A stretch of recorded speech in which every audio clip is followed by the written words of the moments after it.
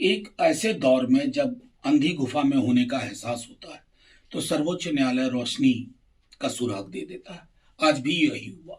नमस्कार, आदाब, सत श्री अकाल, जय भीम, जोहार। मेरा नाम है नवीन कुमार। सुप्रीम कोर्ट ने एसआईआर पर चुनाव आयोग को उल्टा लटका दिया है। उसकी सारी हेकड़ी हवा कर डाली है। बहुत हुआ तमाशा। फरमान बहुत साफ है, कोई इधर उधर की बात नहीं।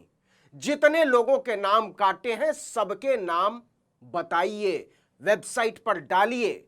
यह भारत के लोकतंत्र की लड़ाई लड़ने वालों की बहुत बड़ी जीत है। भारतीय जनता पार्टी और नरेंद्र मोदी के चेलों, चाटुकारों और पालतू पत्रकारों का चेहरा लाल कर दिया है सुप्रीम कोर्ट ने। सबसे पहले 4 पॉइंट में सबसे मोटी मोटी बात समझ लीजिए। पॉइंट नंबर 1, जिन 65 लाख मतदाताओं के नाम काटे हैं उन सब की सूची वेबसाइट पर डालिए। पॉइंट नंबर 2, आपको यह कारण भी बताना होगा कि आपने किस वोटर का नाम किस वजह से काटा है।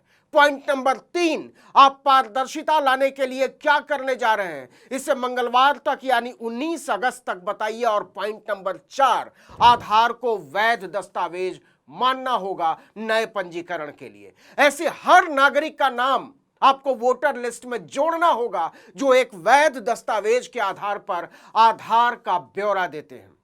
अब बताते हैं कि सुप्रीम कोर्ट में क्या हुआ, कैसे हुआ।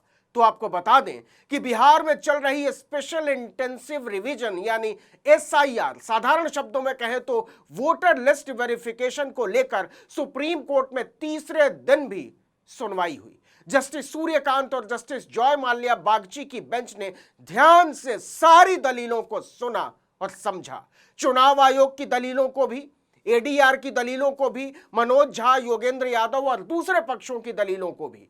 इसके बाद जस्टिस सूर्यकांत ने एक लाइन में कहा कि 19 अगस्त दिन मंगलवार तक चुनाव आयोग हमें यह बताए कि वो पारदर्शिता के लिए क्या कदम उठाने जा रहा है।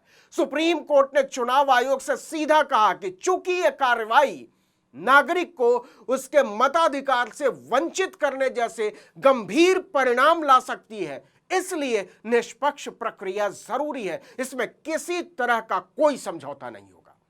चुनाव आयोग ने तरह तरह के बहाने बनाए, सारी तिकड़म भिड़ा ली, जमीन आसमान एक कर दिया, रोना गाना कर लिया, लेकिन लोकतंत्र जीत गया और चुनाव आयोग हार गया। जस्टिस जे बागची ने सवाल उठाया कि जब सभी नाम बोर्ड पर चिपकाए जा सकते हैं तो वेबसाइट पर क्यों नहीं डाले जा सकते। आयोग के वकील ने दलील दी कि एक पुराने फैसले में मतदाता सूची को पूरी तरह खोज योग्य यानी सर्चेबल बनाने पर गोपनीयता संबंधी आपत्ति जताई गई थी। वरिष्ठ वकील वृंदा ग्रोवर ने सुझाव दिया कि सूची मशीन रीडेबल होनी ही चाहिए क्योंकि पहले एक घोटाला सामने आ चुका है। इस पर जस्टिस कांत ने कहा कि खोज योग्य रूप में जानकारी देना ठीक है। चुनाव आयोग ने जैसे ही इसको लेकर इधर उधर के बहाने बनाने शुरू किए, जस्टिस कांत ने उन्हें टोकते हुए कहा कि नहीं, हम इसको लेकर मुतमईन हैं कि यह मशीन रीडेबल होना ही चाहिए और यह काम 3 दिनों में हो जाना चाहिए।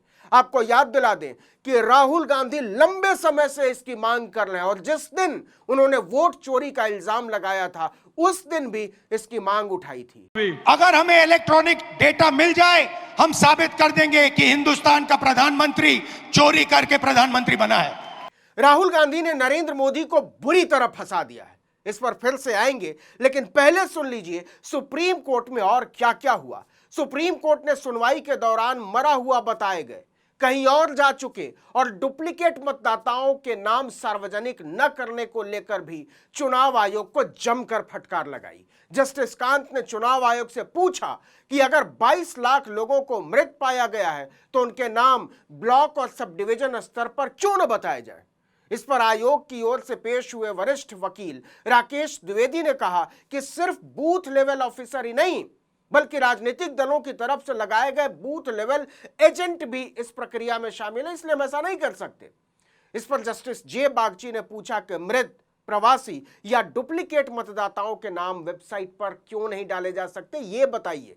आयोग के वकील राकेश द्विवेदी ने इस पर सीधे हाथ खड़े कर दिए, बहाने बनाने लगे कि राज्य सरकार की वेबसाइट पर यह संभव ही नहीं है।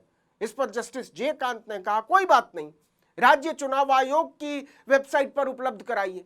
चुनाव आयोग ने कहा कि यह पंचायत चुनाव के लिए है।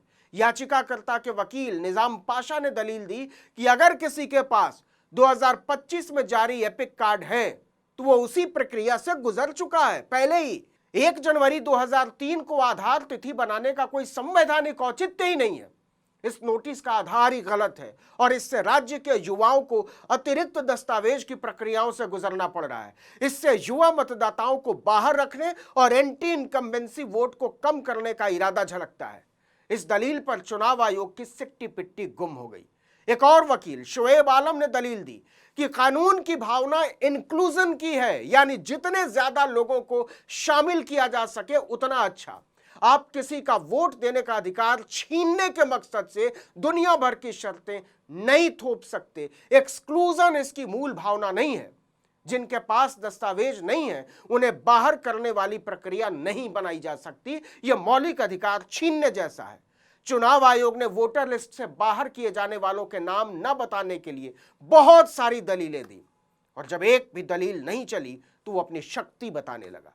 उसने कहा कि उसके पास कुछ निर्णय लेने के लिए पर्याप्त शक्ति है, हम उसी शक्ति के तहत अपने फैसले ले रहे हैं। इस पर सुप्रीम कोर्ट ने कहा नहीं नहीं नहीं नहीं नहीं, कोई भी शक्ति किसी नागरिक का वोट देने का अधिकार नहीं छीन सकती। इस पर कोर्ट ने कहा कि हम नहीं चाहते कि नागरिकों के अधिकार राजनीतिक दलों के कार्यकर्ताओं पर निर्भर रहें। आपको याद हो तो एक दिन पहले ही राहुल गांधी ने 2 ऐसे मतदाताओं के साथ चाय पी थी जिनके नाम चुनाव आयोग ने काट दिए थे, मरा हुआ बताकर। योगेंद्र यादव ने उन दोनों मृत मतदाताओं को सुप्रीम कोर्ट में पेश भी किया था। सुप्रीम कोर्ट ने कहा कि यह सुनिश्चित करना होगा ऐसा किसी के साथ न हो। आप बताते क्यों नहीं कि किसका नाम किस वजह से काटा है? आप भाग क्यों रहे? मृत, विस्थापित या स्थानांतरित मतदाताओं के नामों को डिस्प्ले बोर्ड या वेबसाइट पर प्रदर्शित करने से अनजाने में हुई गलतियों को भी सुधारने का मौका मिलेगा। इसके बाद सुप्रीम कोर्ट ने साफ साफ सीधा सीधा कहा कि आपने जिन 65 लाख लोगों के नाम काटे हैं उन सब की सूची देनी ही होगी। कोर्ट ने आदेश दिया कि 19 अगस्त तक मतदाता सूची से हटाए गए 65 लाख मतदाताओं की पहचान जनता के सामने होनी चाहिए और 22 तारीख तक कोर्ट में आकर रिपोर्ट दीजिए कि आपने ऐसा कर दिया है। अनुपालना रिपोर्ट जमा करिए। तो कुल मिलाकर कहानी है कि चुनाव आयोग की बोलती बंद हो गई है। विपक्षी दलों और नेताओं पर गंदे तरीके से, राजनीतिक तरीके से हमला बोलने वाले chief election commissioner Gyanesh Kumar Gupta का चेहरा लटका हुआ है।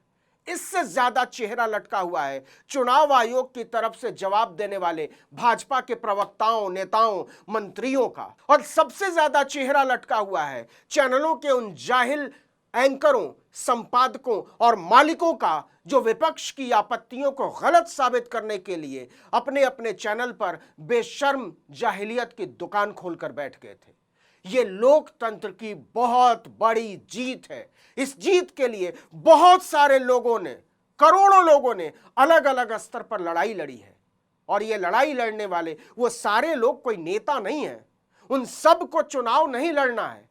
यह उन सब लड़ाइयों को मान्यता देने और इन लड़ाइयों के योद्धाओं को सलाम करने का वक्त है। वो चाहे प्रशांत भूषण हो, वृंदा ग्रोवर जैसे वकील हों, योगेंद्र यादव और तीस्ता से तलवार जैसे सामाजिक कार्यकर्ता हों या फिर एडीआर और वीएफटी जैसे लोकतंत्र के प्रहरी संगठन, हजारों स्वतंत्र पत्रकार, वकील, छात्र, महिलाएं, नौजवान, समाजसेवी, अध्यापक और चिंतक।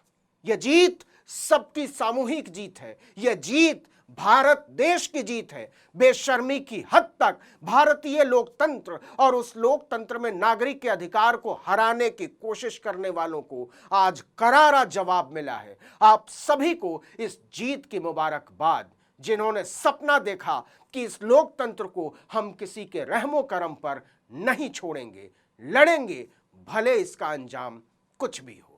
इस वीडियो में इतना ही, लेकिन अगर आपने आर्टिकल 19 इंडिया को अब तक सब्सक्राइब नहीं किया है तो फौरन कर दीजिए। बेल आइकॉन दबाइए, घंटी जैसी आकृति लाइक कीजिए और कमेंट करके बताइए हमारा वीडियो आपको कैसा लगा। हमारा ट्विटर हैंडल है article19_India और मेरा ट्विटर हैंडल है नवीन जर्नलिस्ट। नमस्कार।